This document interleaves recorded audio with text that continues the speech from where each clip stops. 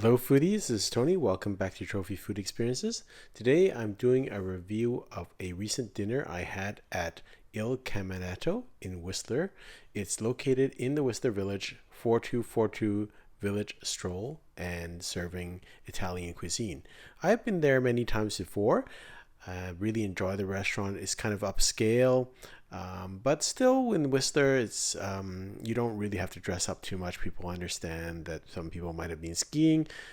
We got a really nice table that was kind of a little bit secluded, so it was really nice. And you can see from the ambiance, the restaurant was hopping on a weekend, but the vibe is also very good. It's very busy, but service standard is very high.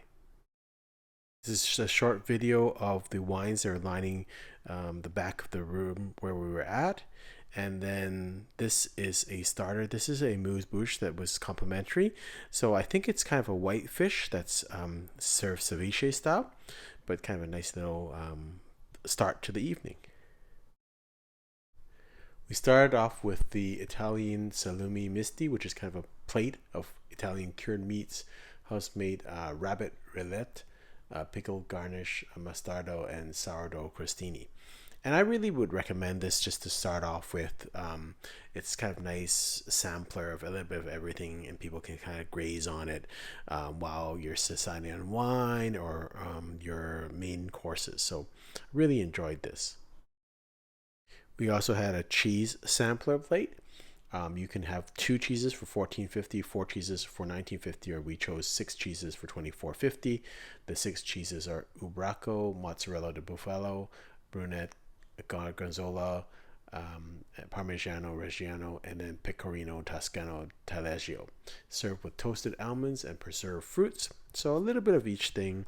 Again, a great thing to share with the salumi plate, just to kind of be as starters. This is the chickpea hummus for 12.50.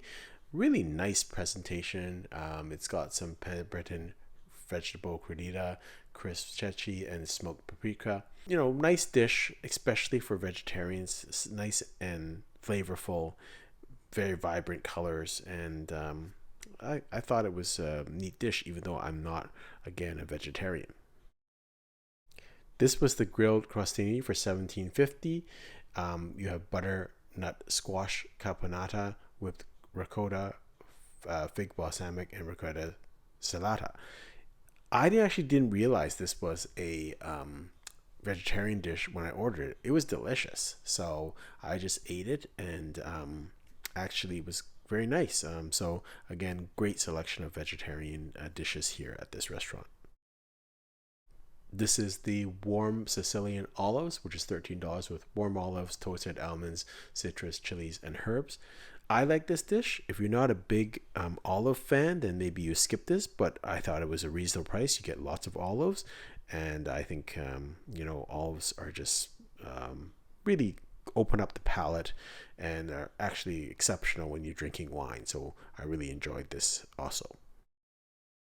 This is the last of the starters. This is the polpettine for 16.50. This is crisp wagyu beef meatballs with tomatilla salverde.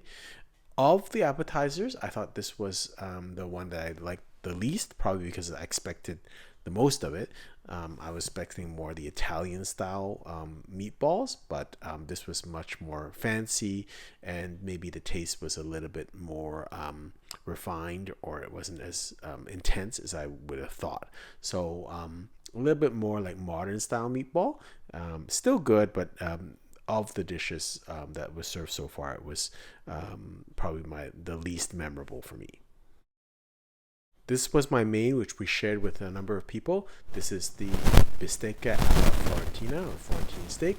It's 38 ounces of Angus porterhouse for the table, and it's got some side dishes that come along with it for $195. I don't think it's that unreasonable because it does feed 2 or 3 people, and you can see it's a beautiful steak. It probably, with the bone, it's 38 ounces. Probably it's around 23, 24 ounces at least. It was a big steak, so really well done in terms of the preparation. We had asked them half of it to be done rare, half of it just done medium rare, and I think that's what they did. It was really good. So again, wonderful steak. Bit of a luxury here. We asked for a little bit of pasta. So this was just a simple pasta, which I was charged $21 for, and then 2 grams of black truffle for $18. So the whole dish here was about 30, 40, about $40. Um, it was a sizable pasta dish, so it was enough to be, for one person their dish, or you could split among another people. So the pasta itself was actually quite nice. I'm not sure if the truffles we needed them, so it didn't really add that much, quite frankly. So the pasta itself was quite nice already. Now for dessert, this is the gelato trio. So beautiful design for $28. A little bit on the pricey side, but I enjoyed the ice creams and the gelatos, so um, it was a nice dish. This is their caramel bondino, which is $15. So bondino is made from milk and egg custard, and it's thickened with cornstarch. So kind of like a custard, but kind of a caramel custard. $15, I don't think it's expensive for this, and it packs a lot of flavor. So if you're a caramel lover, you'll love this. It is very caramelly. This is the tiramisu for $15.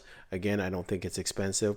Packs a punch is quite weighty, so it looks small, but it's actually quite a bit. It's good. So again, I have tiramisu all over the world, and I can tell when it's really, really bad or really, really exceptional. So I think it's in the middle. It's good, so it's in the middle range, and so I think it's quite acceptable. All in all, it was a great meal. I think it's one of the best Italian restaurants in town, and so I'm gonna say I'm gonna give it a strongly recommend. I think you'll have a great time there. I love the buzz. I love the ambiance. The waiter that we had was Mark. He was excellent. Our sommelier was Ryan. Again, excellent. So I think the service really put it over the top. The food is exceptional. Also, ambiance is great. So I don't think you'll have a bad time. Until next time, happy eating.